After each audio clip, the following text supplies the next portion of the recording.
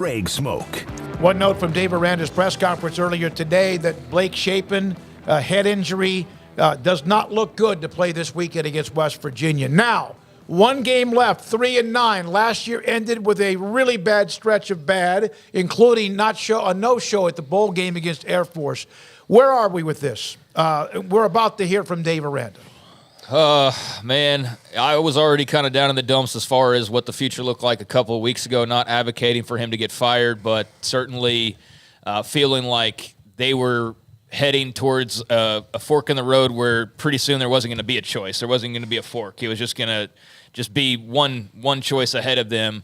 I think there's still a couple of options, but, man, after Saturday, guys, what are we looking at here? 23-24 now overall. And that's with an 11-2 season. 12-2. Or 12 even better. So a 10-plus win season, and you're 23-24 over 4 years, 3-9 in the last 12. And who are those wins against? Long Island? Yeah. There Kansas? was Cincinnati and UCF. Okay, all right. So the two new booties and a team that you paid a few $100,000 to crush, who you didn't even crush. Those are their 3 wins since they beat Oklahoma in Norman last year. Yeah. What happened after that Oklahoma game? I know there was the Kansas State blowout. There was the excruciating TCU loss. But, it's just not ended. It's just gone into more and more and more terrible losses, ugly showings, bad performances. I know I'm kind of saying the same thing there, but, I don't know, guys. I just don't know how you can just sell people on next year. No, just wait. We'll go into the portal, and we've got NIL all hot and, ready to go now. And I just don't believe that. I don't believe it's as simple as going and getting recruits because they did that last year. Yeah. And I don't believe it's as simple as just it's year 4 at this point. And so I like Dave Aranda a lot, but I just don't know what you're grasping onto right now that sells you on this is going to sort itself out. Paul, they're not just losing, they're getting blown out. 4 games they've lost by 21 points or more. They had 7 of those games combined from 17 to 22, including a team that was 1-11 and 1-11 and 2-7 years. Yeah, I'll also throw this out. So Jeremy Fudge just told us that they have not lost a player based on an NIL offer, right? They have not. If somebody left, it's because they wanted greener pad that school anyway. That money is not the object. So to me, that means that the roster is not constructed in a fashion that can necessarily win in the Big 12, and the Big 12 is about to get bigger. All right, and I asked him about, is that one of the things he had to learn that sometimes is underrated on what a new head coach has to learn how to do? So if he has not constructed a roster, and rosters can change very fast. Caden Jenkins is in. That's great news for Dave Aranda. But they're going to have to, in 13 days, pray to ward off a storm.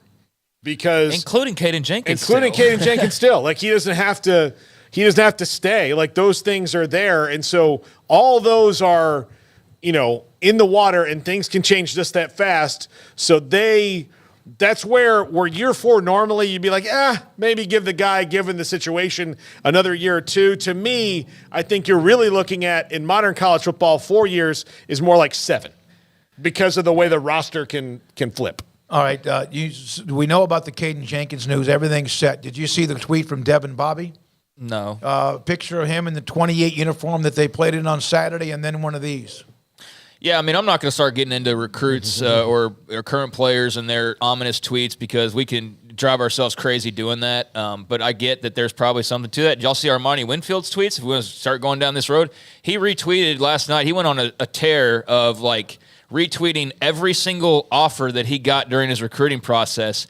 And it's all the big schools. It's Ohio State, it's LSU, it's Oklahoma, it's Texas, it's all these schools. And he has done nothing at Baylor. And so there's just a lot of individual stories like that. So at one point he was a big-time recruit. He's done absolutely zilch for the most part. So there's just a lot of questions. There's going to be a lot of ominous sort of social media, behaviors like Armani's or like Devin Bobby or like Caden Jenkins was teasing before, he eventually came out on Saturday and made the announcement. So Yeah, I mean, the battle's really only starting, and I'm just, wondering of, how are they going to be able to win this battle, and even if they do come out on the other side and they just maintain what they have, what are they going to add and what are they going to change that is actually going to make a difference, that we're not right back here next year going, it's been 5 years, and he's now 10 games under 500, and they've lost to TCU for the 15th time. You know what I mean? And so I don't know. It's a problem for Mack Rhoades for sure. If you're a wide receiver in the last 3 years or so, and you have not made a contribution or have not consistently been able to make plays,